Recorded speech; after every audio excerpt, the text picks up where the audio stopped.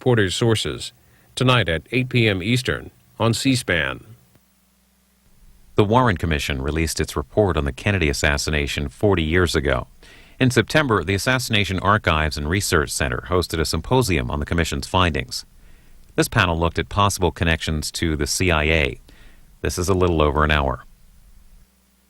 This afternoon, we have with us Jefferson Morley, who is a reporter for the Washington Post and has written a series of articles over the past 2 or 3 years which have made stunning revelations, in particular about the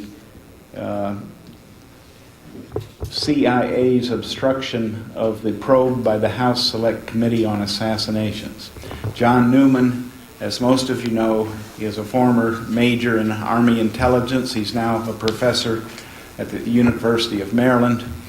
He's a longtime researcher, has been doing seminal work on the case for many years. The two of them are combining as sort of a tag team this afternoon to give you presentations on what the Warren Commission missed, unwitting participants, and unindicted co-conspirators.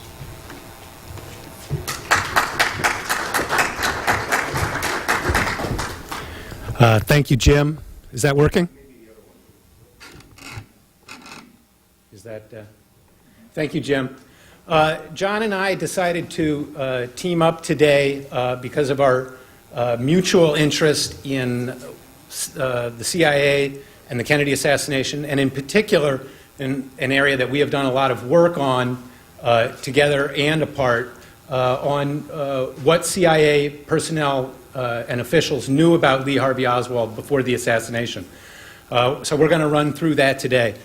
Just by way of introduction, or setting the scene for what we're talking about, I think that this conference is helpful, useful, and important because it brings together on the 40th anniversary of the Warren Commission a snapshot of the continuing decomposition of the credibility of the Warren Commission report. We've long known that the substantial, solid majority of the people, of the American people, are skeptical of and reject the Warren Report's conclusions. Thanks to David Talbot, we have a more complete picture now of how the political elite privately shared many of those suspicions. Lyndon Johnson, Bobby Kennedy, Fidel Castro, Richard Nixon, J. Edgar Hoover. For the purposes of our conversation today, the one point I would like to note is that many of these people, despite their very different ideological perspectives and mindsets, came together to arrive at a general conclusion that the assassination had somehow originated in the world of Cuban American politics. What we are going to look at today is what CIA officials knew about Lee Harvey Oswald before the assassination and how they responded and how they handled that knowledge afterwards. And John's going to pick it up here.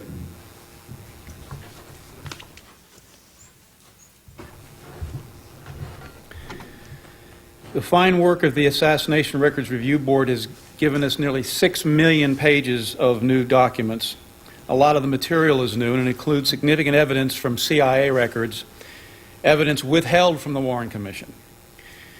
While the evidence in these records is insufficient to determine who the ultimate perpetrators of the crime were, it is sufficient to establish that Oswald's Cuban escapades were part of the plot.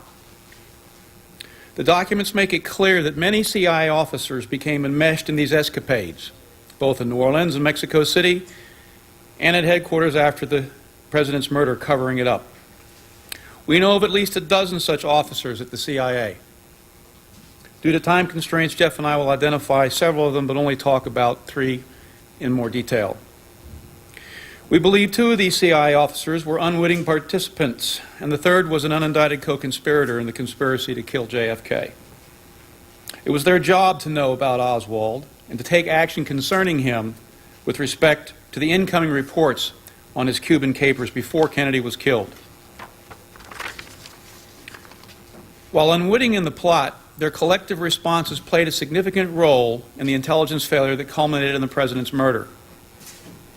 In a nutshell, a CI officer that Jeff will discuss shortly manipulated Oswald in a manner to establish the story that Oswald was an agent of Castro, while still others at CI headquarters that I will discuss took actions that suppressed that story from the Mexico City station. They did this at the very moment Oswald went to Mexico City to put his Cuban story in play, in a failed attempt to obtain a visa to go there, to Cuba. You may draw me out further on this in the Q&A, but I'm going to move along. What the station learned about Oswald's Cuban contacts in Mexico City, they reported to headquarters. Those reports and the taped phone conversations of a conspirator who impersonated Oswald to further link him to Castro and the Kremlin were destroyed and covered up by CIA headquarters after the president's murder.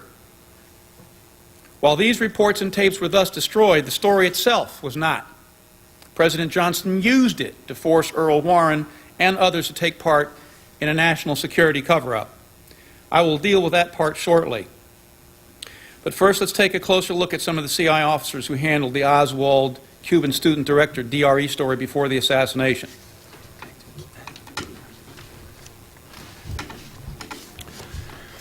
For the purposes of this discussion here, I'm going to start on August 1st, 1963. On that day, a man named George Joannides was promoted to become the chief of the psychological warfare staff in the JM Wave station of the CIA in Miami. George Joannides at that time was 40 years old. He was a 10-year veteran of the clandestine service. He reported directly to Deputy Director Richard Helms.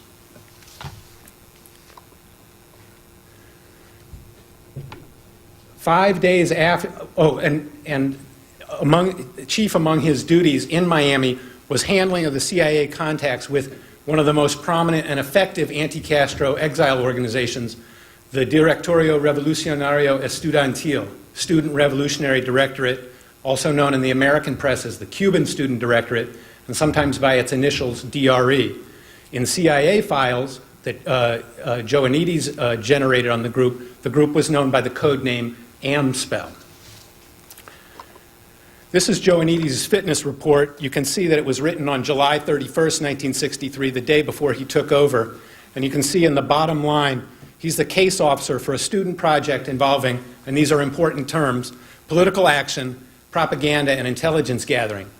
Those are important because 5 days later, Lee Harvey Oswald wanders into the New Orleans chapter of the DRE and announces that he wants to help them in their fight against Castro. This is Oswald, the alleged leftist. The DRE rebuffs his advance and begins to engage in intelligence collection on Oswald. They send people out to find out who he is. Political action. They accost him handing out leaflets on the corner. They challenge him to a debate on the radio. They tape the debate on the radio. And then propaganda. They put out a press release denouncing Oswald and calling for a federal investigation of his activities. This is 3 months before he allegedly assassinated President Kennedy. At the time, Joannides was supplying the group with up to $25,000 a month. That's probably about $150,000 a month in today's money. And the DRE, his assets, the AMSPEL assets, proceed to do the intelligence collection, keep tabs on Oswald, and make a big deal of his pro-Castro connections. These incidents draw the attention, the street fight between the DRE members and Oswald draws the attention of the FBI, and the incident is taken seriously by federal authorities. We don't know Joannides' response to that. The records of his activities in August 1963 are missing from the CIA files, but we do know that the report on Oswald and the DRE was forwarded to Washington. And now John will pick up the story here.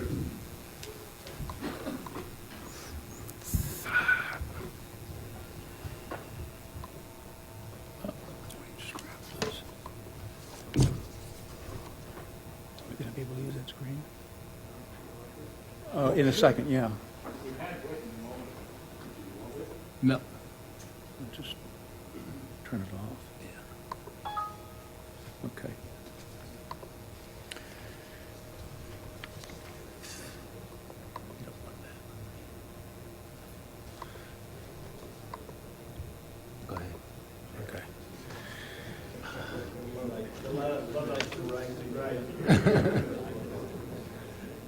we just turn that off? Oh, no.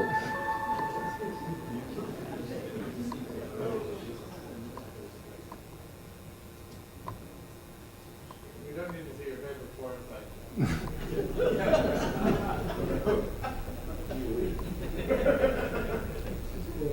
There we go. All right. That FBI report on Oswald and the DRE, as well as another one earlier on his FPCC activities in Dallas before he went to New Orleans, were sent to CIA headquarters in Washington. And the one on Oswald and the DRE landed on the desk of Jane Roman on October the 4th. Jane was a liaison officer working in James Angleton's counterintelligence staff. The Oswald DRE story then went to two officers working at the counterintelligence section of the agency's Cuban affairs staff, the SAS. Might as well put that up now, Rex. And it stayed there for 3 important days, the 8th, 9th, and 10th of October. During those 3 days, it was during those 3 days that CIA headquarters and its Mexico City station exchanged cables on Oswald and his escapades in Mexico.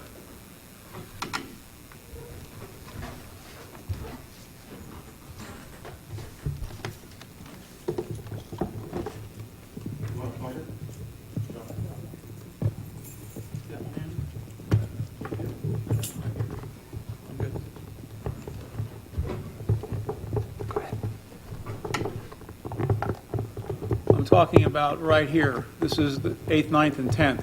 And both of these individuals work in the counterintelligence section of the Special Affairs Staff. That's where the Oswald DRE story was sitting in the CIA at the time that the station and headquarters exchanged information on Oswald. Now, in the Mexico City station, that's a cover sheet, by the way. You're looking at a cover sheet to that DRE report. The report, the FBI report that we're talking about, this is the routing sheet that people sign for when they read the documents, and this one in particular was that FBI report. When the Mexico City station, after discovering Oswald's activities there, asked headquarters who he was, the headquarters response was authored by John Whitten, alias John Celso. Here's his signature right here on the bottom of the cable that was sent from headquarters. He was the agency's chief of covert operations for Mexico and Central America. Now, Jane Roman participated in the coordination of the headquarters response. As you can see, here's her signature on both of these documents here. A response which concealed from the Mexico station Oswald's activities with the DRE and the Free Play for Cuba Committee. Inasmuch as it says, and this is just the last paragraph, our latest information is a State Department report dated May 62. Well, of course, it isn't, because they've got all these reports that they're reading. The very people who are writing and coordinating on this, you can find, there's Jane Roman, there's her signature up there. So, in essence, headquarters is suppressing the story, not informing its Mexico City station of Oswald's Cuban activities in New Orleans and in Dallas. In an interview at which both Jeff and I were present, Jane admitted, she said, quote, I know I'm signing off on something that's not true. Her involvement, however, was minimal, and she told us that whatever operation it was very closely held, and it was in the SAS, which comports very well with the documents being right there in SAS counterintelligence at the time.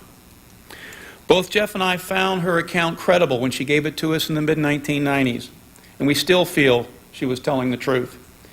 It's more difficult to know whether John Whitten, the chief of the Mexico and Central America desk and the drafter of the response that concealed the Cuban story, was privy to this SAS Oswald operation. He had greater responsibility for the headquarters response than others, like Jane, who were only in on the coordination. Was he signing off on something he knew wasn't true?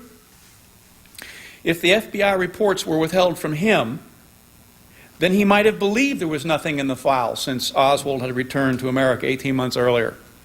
On the other hand, he might have, like Jane, known about the reports, but was told that withholding their contents from the Mexico station was necessary to support some ongoing counterintelligence operation.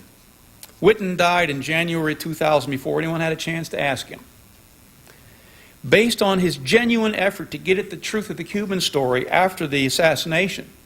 Jeff and I believe that much of the story was probably withheld from him at the time that he drafted this cable. He was certainly sore after the assassination about the information on the Cuban story that Helms withheld from him then, and you can find that in his HSCA deposition released a couple of years ago. And I think I'm going to turn it back over to Jeff at this point. This takes us up through October 10th, 1963, as the CIA headquarters registers the information that Oswald has been in Mexico City. Oswald, of course, returns to Dallas, takes a job in the Texas School Book Depository. He has a gun. He's not identified as any kind of threat to the president. On the November 22nd, the motorcade passes by the School Book Depository. Shots ring out. Kennedy is killed. 90 minutes later, Oswald is arrested. How Jane Roman, John Whitten, and George Joannides responded to the development of Oswald's arrest illuminates what the CIA would and would not share with the Warren Commission. John Whitten was working at CIA headquarters that day, and he recalled in one of his reports the effect of the announcement of Oswald's name. And Whitten said the effect was electrifying. Oswald was not an unknown commodity in the Western Hemisphere division of the CIA. His name meant something to people, and that's why they were electrified. The next day, Whitten immediately began to try and recover all information from CIA files that he could do. And the next day, in a meeting in Deputy Director Helms's office, Helms acquiesced to Whitten's wish to take over the review of all Oswald files. This was a plausible request. Whitten was an experienced counterintelligence investigator. He was one of the leaders in introducing the polygraph to the CIA. It was natural that he would take over such an important investigation. Jane Roman, too, in her description in her interview with me and John, described immediately going to work to see what could be found out about Oswald. In Miami, most tellingly, George Joannides laid low. He received a phone call around 5 o'clock from the members of the DRE, and one of the member who made that phone call has described it in some detail to me. And the members of the DRE called him and said, "We know all about this Oswald fellow. We ran into him in New Orleans, and we're going to publicize everything we know." Joannides reportedly replied, "Let me check with headquarters. I'll get back to you." The DRE didn't wait for his response. They immediately went public. But there's no indication, and this is from the former members of the DRE, 4 of them, Joannides never got back to them to tell them not to go public or not to do what they did. They immediately started calling reporters, and by 6 o'clock, the story of Oswald's activities on behalf of the Fair Play for Cuba Committee in New Orleans were being broadcast around the world. The next day, the story was featured prominently in the New York Times, Washington Post, Washington Star, Miami Herald, Miami News, and countless other stories. And so in this way, the AMSPEL program that Joannides was running came to shape the initial perception and media coverage of the Kennedy assassination. And in light of Joannides' responsibilities for psychological warfare, this is especially revealing.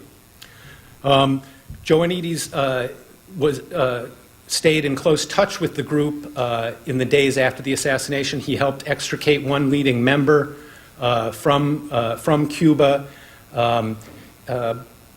He did not act like a man who was surprised that his own agents had been in touch with a presidential assassin. He acted like a man who was running a covert operation. And now John's going to pick up with what happens in the days that follow.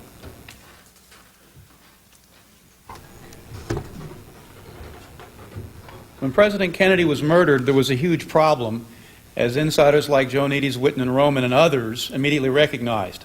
Oswald looked like an agent of Castro in the Kremlin, and the CIA had known about it for 6 weeks before the assassination. And again, I've talked about this and given presentations on this, so I'm not going to show you a lot of documents about that today.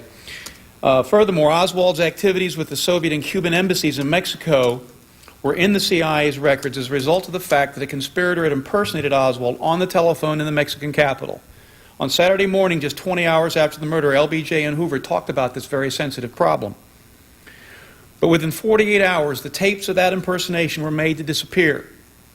At that time or soon after, the cables from the Mexico City CIA station were altered to delete all references to Oswald's Cuban contacts there. In this way, the story of Oswald as Castro Kremlin agent, a story that the CIA itself had helped to create, was eviscerated from the CIA's pre-assassination records. Again, we can discuss this further in the Q&A. But you might also want to contact Ben Wecht, who was the sort of the organizer of that great conference last year, and you can get all the documents that I put together for the presentation there that lay out the evidence for the covering up of, or actually the alteration of those cables and for the suppression of the tape story. But the story itself, that Castro and or the Kremlin might have been behind the president's assassin, was now used to force a national security cover-up. And we'll put the next one on there, Rex. Hoover and Deputy Attorney General Katzenbach worked out the details on Sunday afternoon, and on Monday morning, Katzenbach completed the story in coordination with LBJ's top aide, Bill Moyers. This is the famous Katzenbach memo, and essentially it boils down to this. It has to show that Oswald did it. No conspirators were at large. It was not a communist conspiracy, and furthermore, it was not a right-wing conspiracy dressed up to look like a communist one. Those were the ground rules, and the Warren Commission never wavered from these ground rules, these parameters.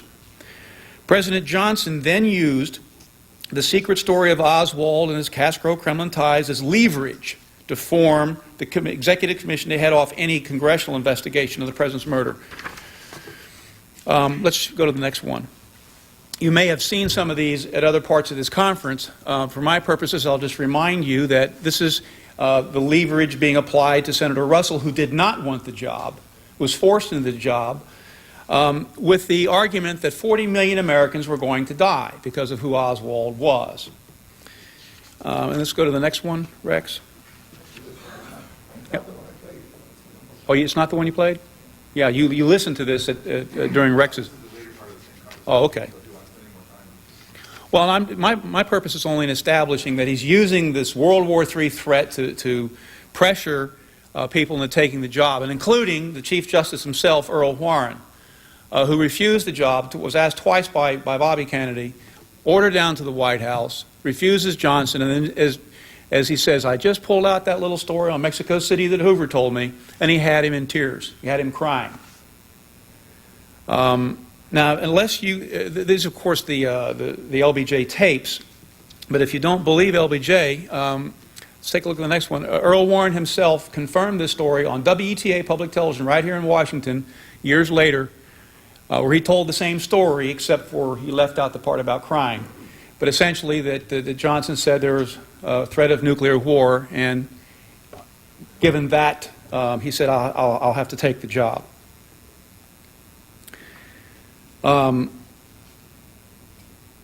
This ensured that there would be no real investigation. The raison d'etre for the formation of the commission itself was averting a nuclear war. The commission was not told what the CIA knew about Oswald before the assassination, and from its inception, the commission had to comply with the Katzenbach parameters. Oswald had acted alone. There was no communist conspiracy and no right-wing conspiracy. That is the legacy of the Warren Commission, that it never examined the true story of Oswald and the CIA, which is where I feel the smoking gun really lies. And I was invited to make a comparison with the 9/11 Commission, and I'll do that right now and very briefly. I think this legacy has been repeated not just in the 9/11 Commission, but in the joint inquiry as well as the 9/11 Commission, inasmuch as the smoking gun was never examined.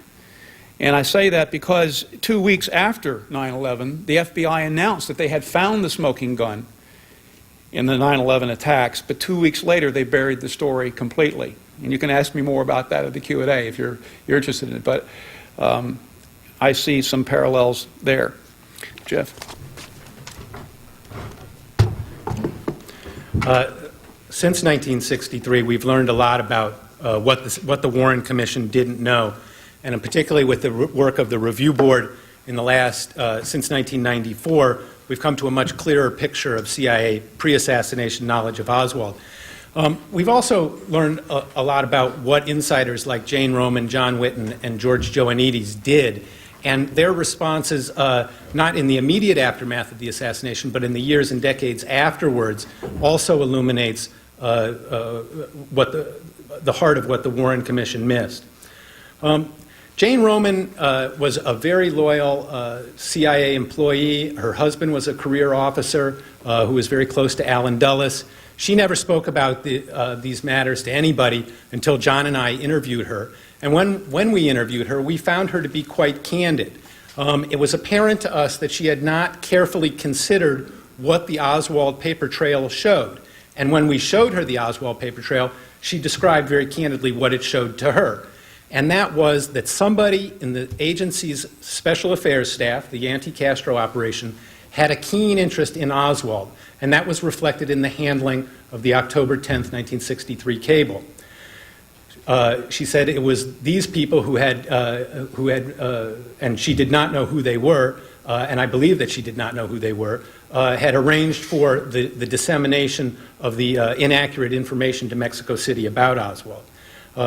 She expressed no qualms about this, and she endorsed the Warren Commission's findings in our conversation with her.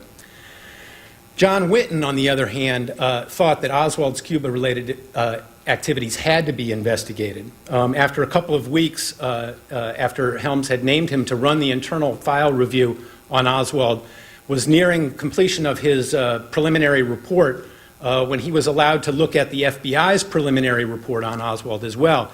And he realized upon reading that report at the White House in early December that Richard Helms and James Angleton had not been sharing all of the CIA's information about Oswald with him.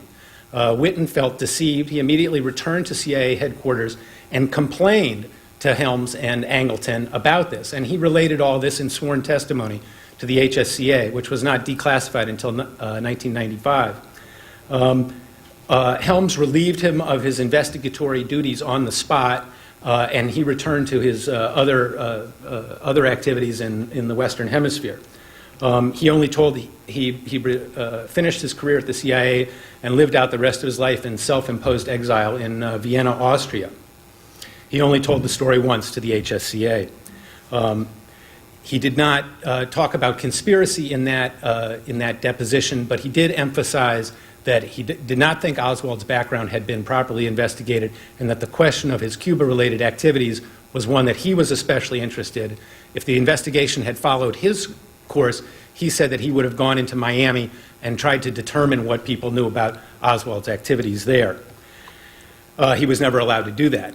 I would guess that the reason that he was never allowed to do that is because that would have led him straight into the arms of George Joanides, the man who had been running the Cuban group that had the most contact with Oswald and was busy disseminating the story that Oswald had acted at Castro's behest. George Joanides thought the story of what he had been doing had to be hidden, and he did his best for the rest of his life to make sure that it remained hidden. His role in funding Oswald's antagonists in the DRE was hidden from the Warren Commission. David Slauson confirmed that in a conversation with me recently. The DRE's conspiracy mongering, the public linking of Oswald to Castro was not a subject that Joanides submitted any reports on. And he went, in April 1964, he was reassigned and went on to other assignments in Saigon and Athens. 15 years passed, and in 1978, when the House Select Committee on Assassinations reopened the JFK probe, and the investigators from the HSCA began to go to the CIA asking hard questions and demanding files, the CIA called Joanides out of retirement and put him in charge as the agency's liaison with the congressional investigation. Joanides never disclosed his own role in the events of 1963. When I figured out and obtained the documents and the interviews that described and documented what Joanides had been doing and presented them to Bob Blakey, he was quite astounded. He remembered Joanides well, and so did other investigators on the HSCA.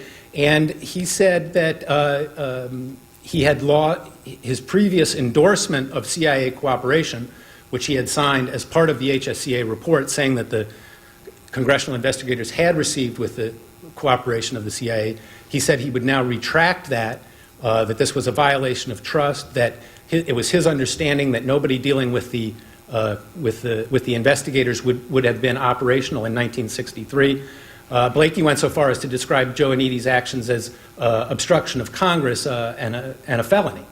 And Blakey tells me that he feels that the revelation of Joannides' roles in 1963 and 1978 makes him more inclined to see the CIA's hand in a conspiracy and less inclined to see the mafia.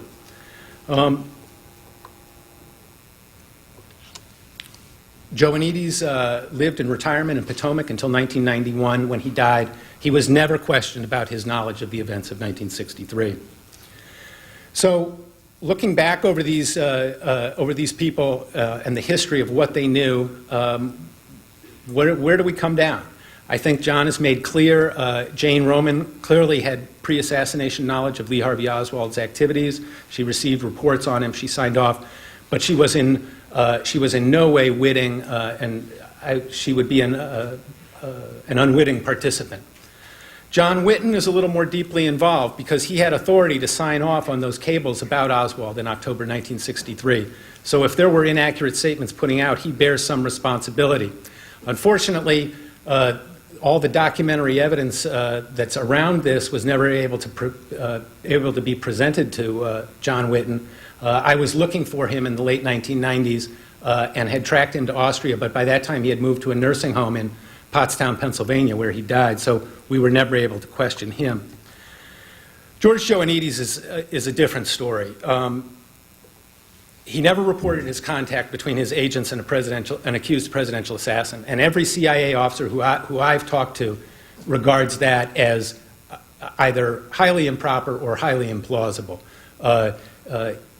Every CIA officer I talked to said that Joannides was under a firm legal, professional obligation to report the contacts between the DRE and Oswald as their case officer. Several CIA officers said that due to the sensitivity of the material, he might have done so orally and not on paper. I do believe that may be true. But if so, we have no record, and there is no record anywhere of what Joannides reported. The fact that he returns to the JFK story 15 years later and is in a position to thwart congressional investigators asking about these matters, I think has to be taken as an indication of bad faith. He was more than an unwitting participant. I don't think that there is no evidence that he had advanced knowledge of a plot, so he certainly could not be called or suggested in any way that he was a co-conspirator. But he does seem to have been an accessory after the fact to hide what the CIA knew about Oswald before the assassination. In legal terms, I think I would describe him as an unindicted co-conspirator. And with that, we'll close and take questions.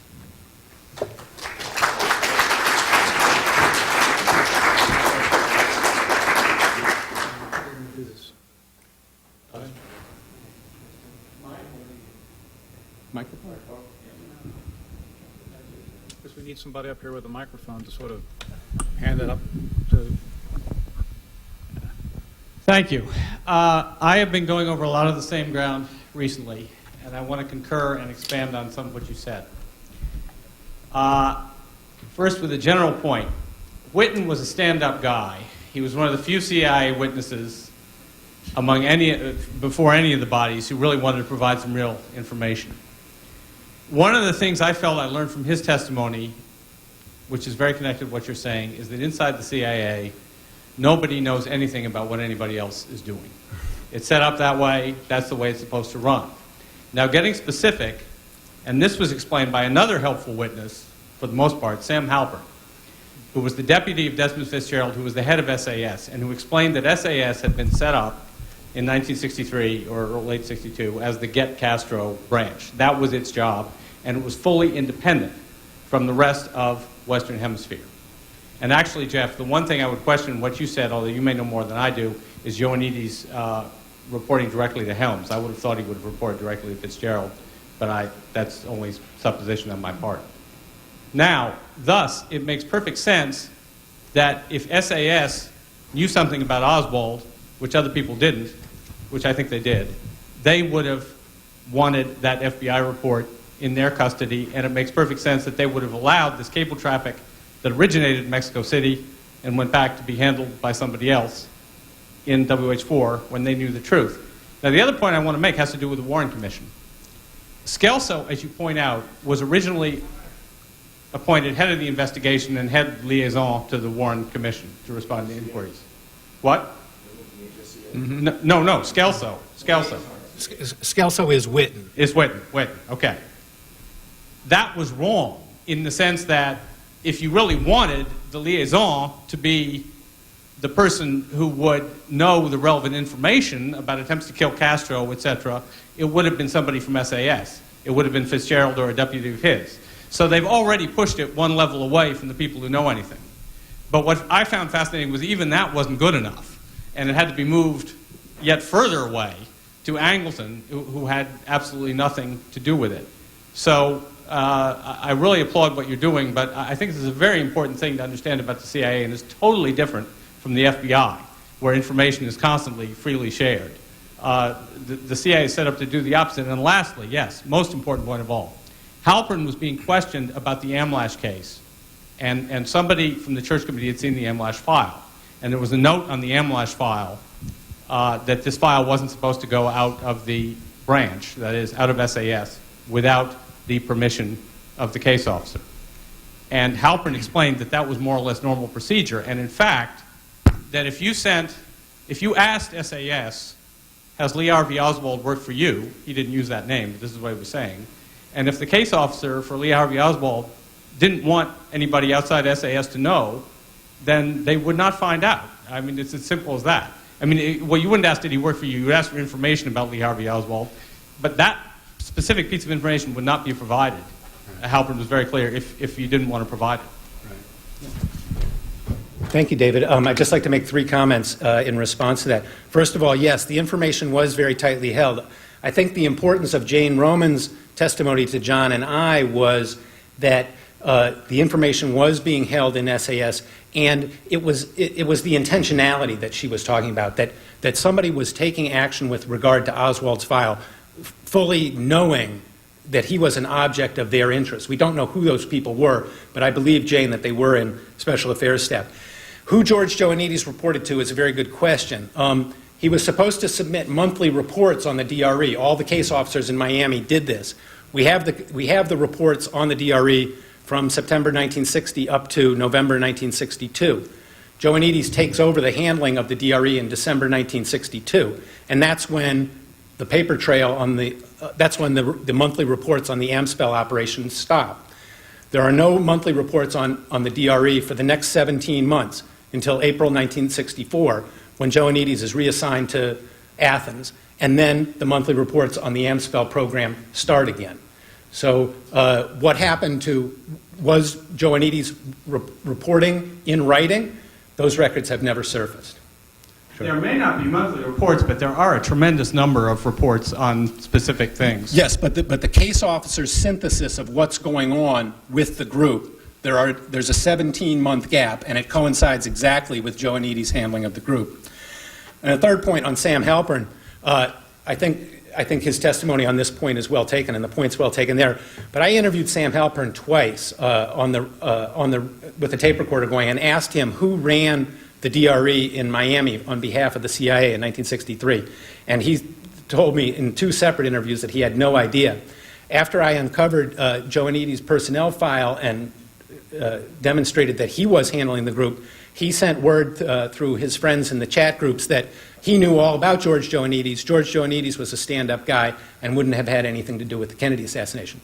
So we can see that there's a level of unwillingness of CIA insiders to come clean about what Joannides was doing in 1963, and we still don't fully know. Sure. John Newman said to ask in the Q&A about found the smoking gun. The 9/11 smoking gun? Yeah, okay. No, not the 9/11 smoking. Well, when I wrote Oswald in the CIA at the time, we could see that there was something terribly wrong with a lot of the reports, the inaccuracies, and I remember talking to Jeff about it at the time, and didn't have a framework for putting it together. So we just called it Smoke 1, Smoke 2, Smoke 3, Smoke 4 in the chapter of the smoking file. But years later, as I had time to reflect on it and went back to the archives and looked at more of the records, less redacted, it occurred to me what we were looking at were two parts of the problem. There was one part to create the story. The other part was to suppress it until 11/22, because if you didn't suppress it, Oswald isn't going to be in the window up there with a gun. He's a very threatening profile, if you think about it. Two-time defecting commie pinko, ex-Marine who threatened to give classified information to the Russians in front of the U.S. consul in the Soviet Union. And then he's down there in Mexico City meeting with a KGB assassin, Valery Kostakov, and all this sort of stuff. So if the story is told, if the DRE story is revealed to the station, it escalates his profile, which was already bad enough. But there were a number of other things that I pointed out in the book at the time. The turning off of the alert status on Oswald and the FBI the very day the Mexico Story City hit. The failure to provide the Mexico City station with the photographs of Oswald they asked for, and I could go on. There's about 10 things, and when I looked at them collectively, they all look like suppression of a story, keeping a virus dormant, if you will, until 11/22, at which time it played out in its role and helped head off any true investigation. I mean, how do you murder the President of the United States and ensure that the CIA and the FBI aren't going to investigate it? You needed a World War III story or something like that to function like that. So that's why I felt in the out years that the real smoking gun was the pre-assassination, not just the cooking up of the story, but controlling it, suppressing it. And it took firemen in various places, some in the CIA and some in the FBI, to do it. And that's my operating concept right now. I might be wrong, but that's the way it's beginning to look to me. And I think I might pass on 9/11 for sake of time, unless you really want me to go into that. John, you do? Yeah, you got a question back. Okay. About 9/11, you've made reference to a smoking gun in the 9/11 Yeah. Commission. I just would like to hear what you were referring to. All right. Well, I've been working on it for about the past 5 months. I have about 7 chapters written, so I'll try and do it in 1 minute. The FBI, you know, Al-Qaeda didn't acknowledge that they did this thing right away. So we thought that they did, and so the name of the game for the first couple of weeks was to find out the evidence.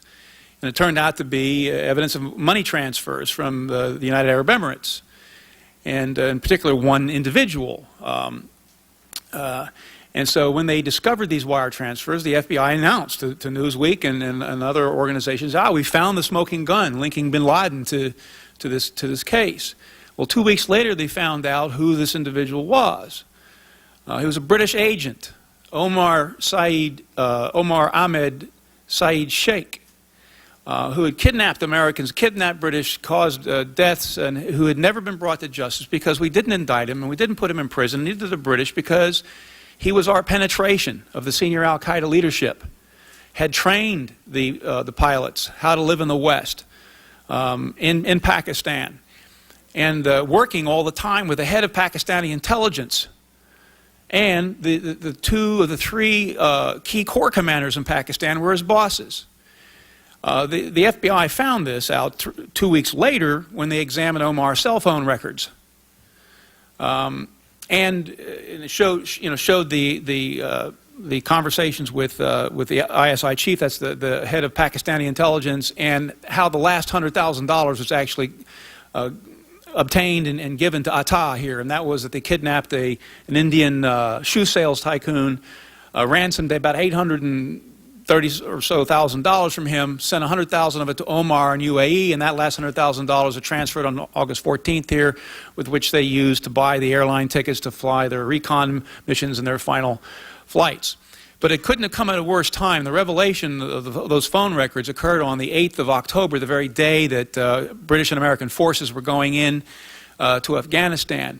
And it was about the worst thing you could discover, that a British agent who had been let off the hook for his crimes by the Americans and the British, because we thought he was our window, in fact our only window into the senior Al-Qaeda leadership, was a very damaging story for Musharraf, who we needed as an ally, for Tony Blair, and for the Bush administration. And that was who the smoking gun really turned out to be, and that story was suppressed. And it takes a lot of time to tell you how it was and what the media coverage was, but within 3 weeks it was gone. And by the way, he is the person who murdered Wall Street Journal reporter Daniel Pearl a few months later. Getting back to Kennedy. Yes. I want to commend Jeff and John for the great work they've done, and I think it's moved all of our understanding forward, and I think they're to be commended. And Jeff, I hope you get your book contract to put this all in book form. I'm curious. It seems from what you've said that you can have a benign kind of analysis of what was happening with the DRE and Joanides and Oswald up until November 22nd. I mean, Oswald was a strange character, ex-Soviet defector. Surely our intelligence is going to be monitoring him. But I'm very curious what happens immediately after the assassination, as you point out, with news stories, with various disinformation pieces being circulated. Then immediately after the assassination, about Oswald and his connection to the communist world. And I wonder, I don't think you mentioned David Phillips, but obviously he's a key figure, he seems, in a lot of people's research. Who do you feel was disseminating this information about Oswald immediately after? Was it just the DRE? Were they doing it under orders from someone within the agency, and if so, who? You take that question. I'll do Phillips.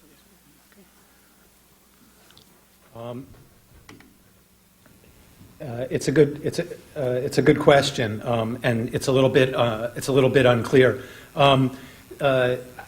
The members of the DRE didn't need any prodding to jump on the story of Lee Harvey Oswald, and I think that was probably by design.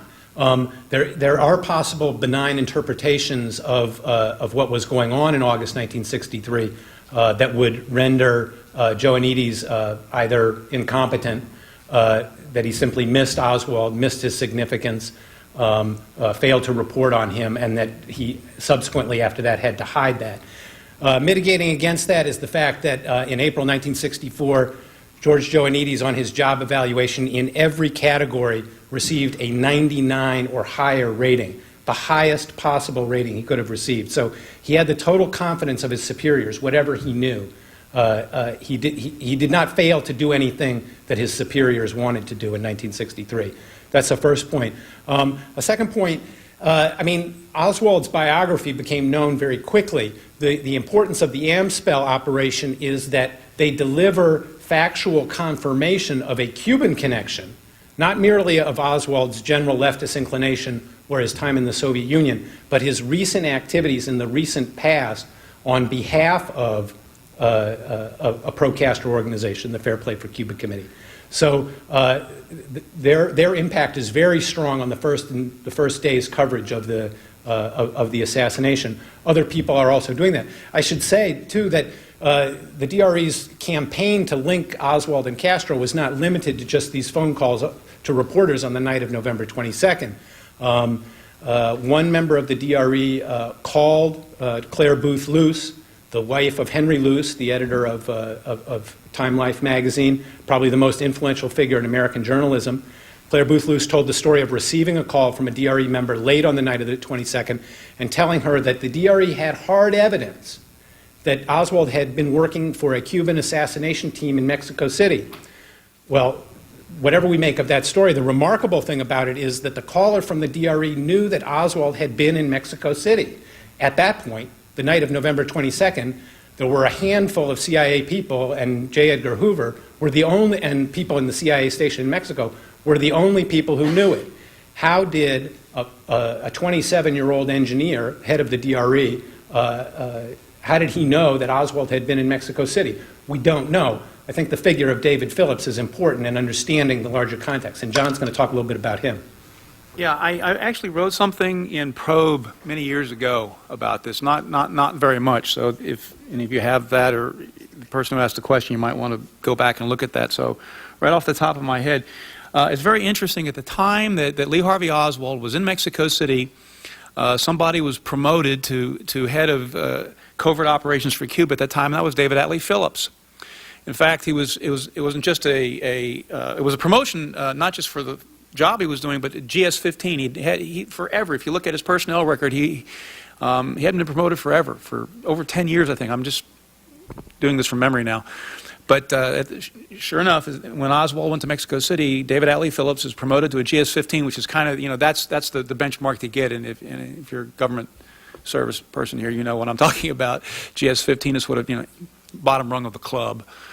And even more intriguing than that is that during that 3-day period I was talking about before, when the DRE Oswald story crashes into CIA headquarters, on those 3 days, 8, 9, 10 October, and this cable exchange is going on between headquarters and the station, he takes this TDY to Miami, and I think probably to headquarters too, although I don't have any evidence for it, but there is evidence in the files that shows the flight arrangements on Eastern Airlines, I believe, to Miami and back and going to JM Wave. So he's coordinating something with JM Wave at the very time these cables are exchanged. And I'd make one other point. His testimony to the HSCA is one of the reasons that we know that those cables from the station were altered.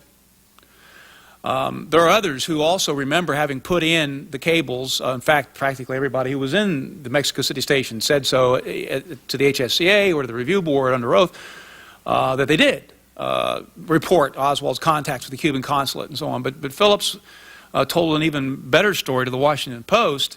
And this is the missing, in my book, if you're familiar with it, the missing transcript of Monday, where he talks about receiving money in exchange for information.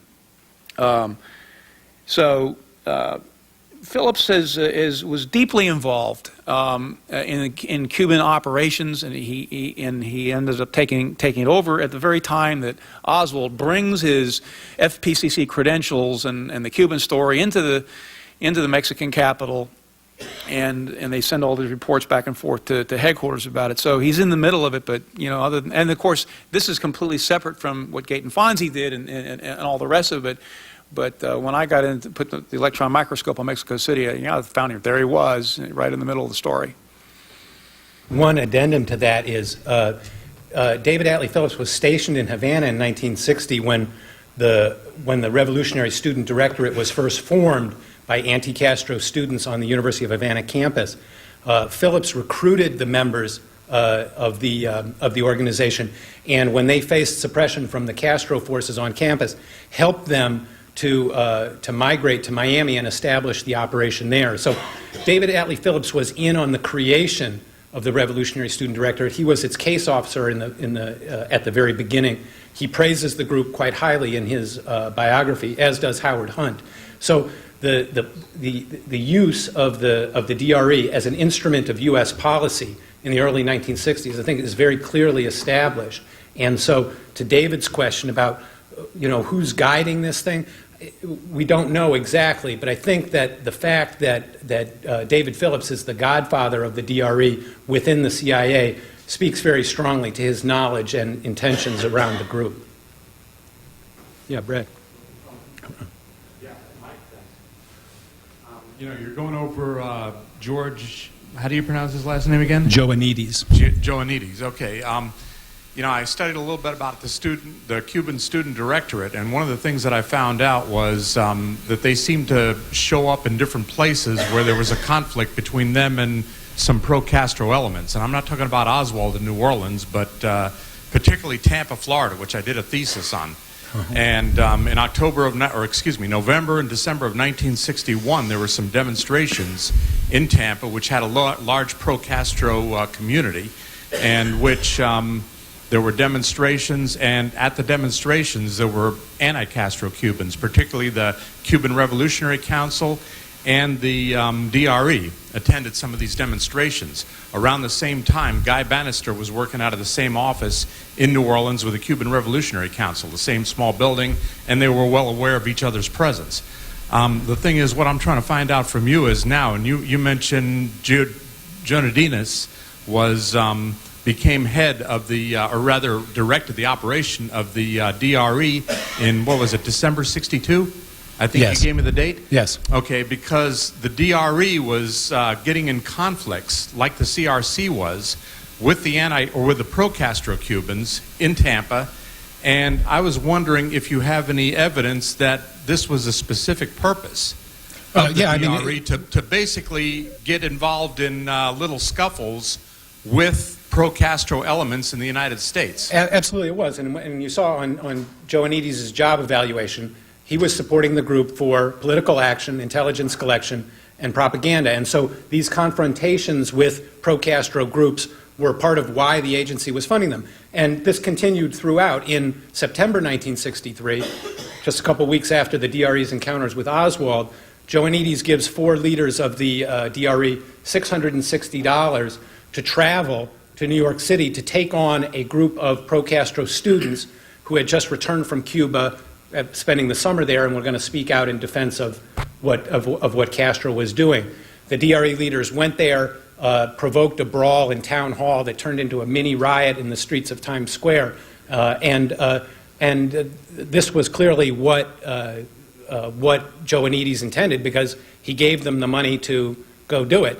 And to strengthen one of the reasons why I believe Joanides' hand is so deeply involved in this, on the way back, 2 of those members of the DRE are invited to give testimony to the House Un-American Committee's activity, the House Un-American Activities Committee, about pro-Castro activity in the United States. So that's what the DRE's purpose was. That's why the CIA was funding them. The Senate Select Committee on Intelligence, later on, they were investigating the Fair Play for Cuba Committee as far back as 1960. They talked to people like Robert Tabor, and V.T. Lee testified in February of '63, and William C. Kramer, the congressman from St. Petersburg, Florida, who was the biggest foe of the Fair Play for Cuba Committee in Congress, testified and talked about a huge way to bring people in this country who were pro-Castro, that Castro was sending his agents in the United States. May have been true, I don't know if his particular trail of... The Fair Play for Cuba Committee was definitely funded by the Cuban government, and this rankled people at the CIA to no end, because... Well, Santos Bush was, apparently claimed that Robert Tabor received $1,000 or $6,000. I don't think there's any doubt that the Fair Play for Cuba Committee got support from the Cuban government. That kind of counter-propaganda was the DRE's job all over the Western Hemisphere. Correct. They had offices all over the Western Hemisphere. Correct. Yeah. Correct.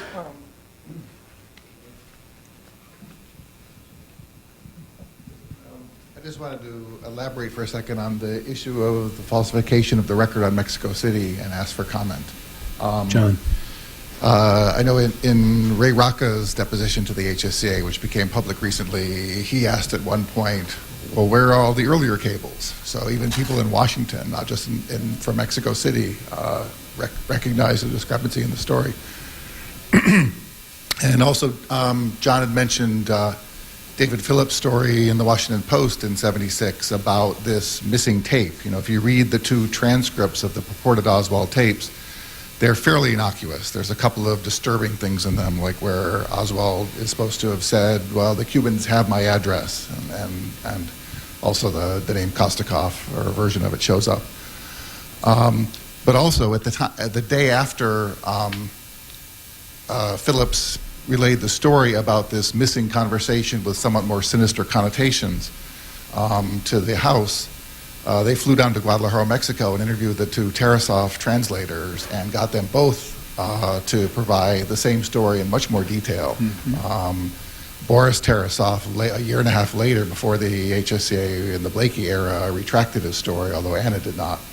And I think it ties into this notion of the bombshell coming up from Mexico City on the 22nd, and we don't even really know exactly what that bombshell was, I think, at this point, because the likelihood that the tape of the phone conversation is something which itself is not even in the record at this point. Yeah, it's both the tapes and the story of his Cuban contacts down there. All that had to go away. I don't want to get into the tapes right now. It would take too much time. I've done that many times. 90% of you have heard that before, and those of you who haven't, please contact Ben Wecht and you can get the whole interview. But I will say, I think it's even more, not even more pernicious, but it's a real problem that if those cables were altered. Now, the first guy who really pushed this button, and I think was probably fired partly for that, was Richard Sprague, who's head of the HSCA. He ran into this. They were investigating this.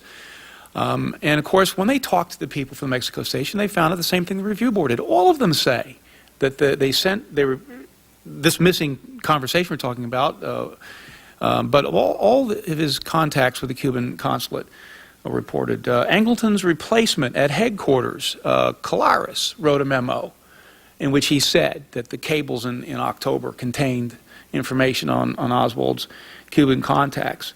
I know that the review board tried to get their arms around this, and maybe tomorrow Jeremy Gunn, if somebody can ask him if you're here about this issue, by examining the serials very closely to try and get a handle on whether or not they could establish that some were missing or there'd been some hanky-panky, and they were so disorganized that they were unable to do this, which is ridiculous because the little ladies in tennis shoes were meticulous at the CIA, if you've ever seen that huge file. So right at the point, at the fulcrum, when Oswald's in Mexico City and these cables are exchanged, it's just disheveled. There's serials missing. You can't tell anything from it. For me, it's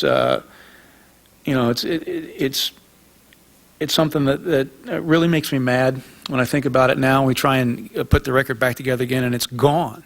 It's just not there. The tapes we know a little bit more about because we can interview people who listen to them, like Slauson, who finally came clean with the review board at long last, that yes, he had listened to him, a rumor that we'd heard for, 25 years in the research community, based on a phone conversation with our good British friend at the poolside with Coleman.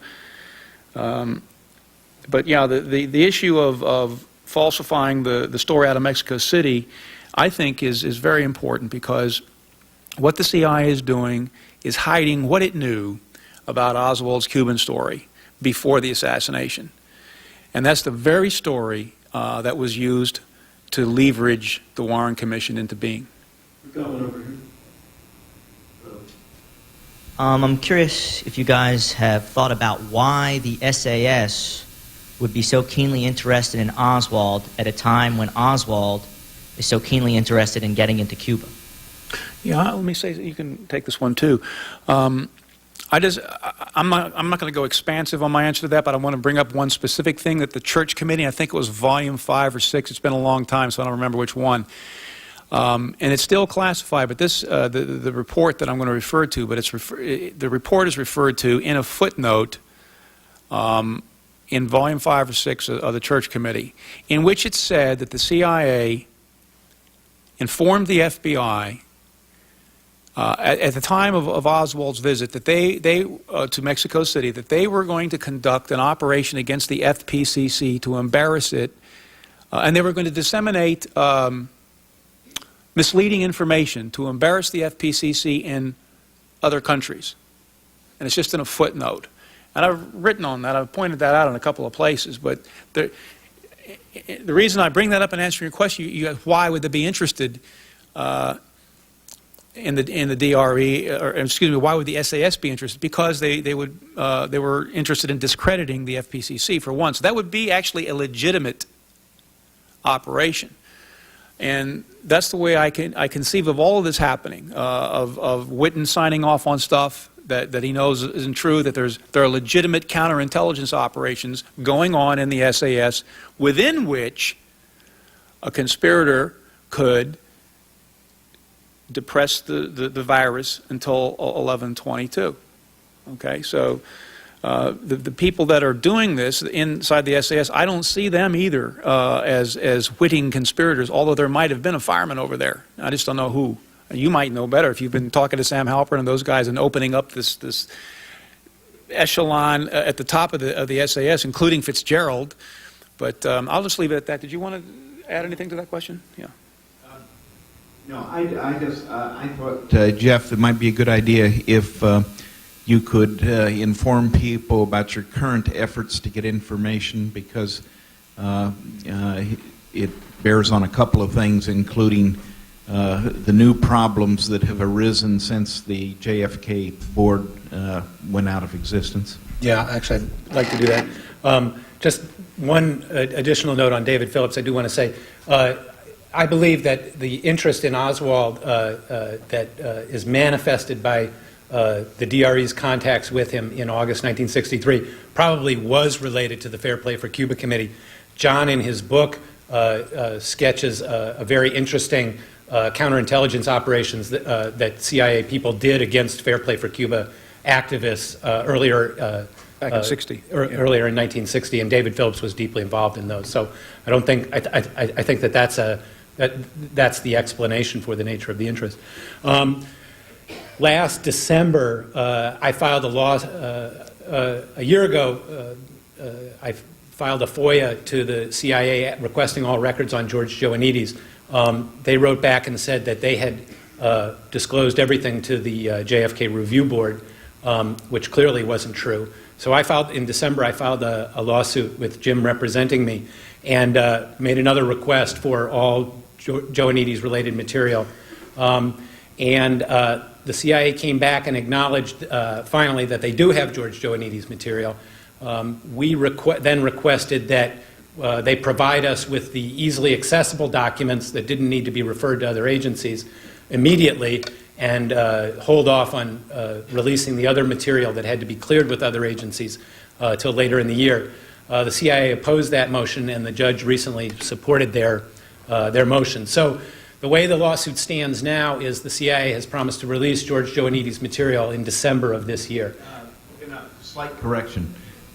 They've promised in December to report on whether or not there's any information to be released. Okay. You have to understand how the CIA works. Okay.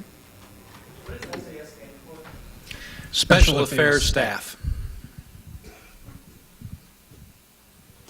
Okay, we're done.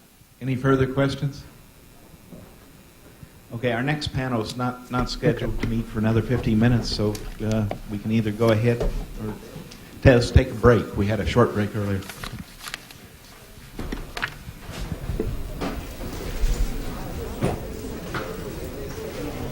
Yeah.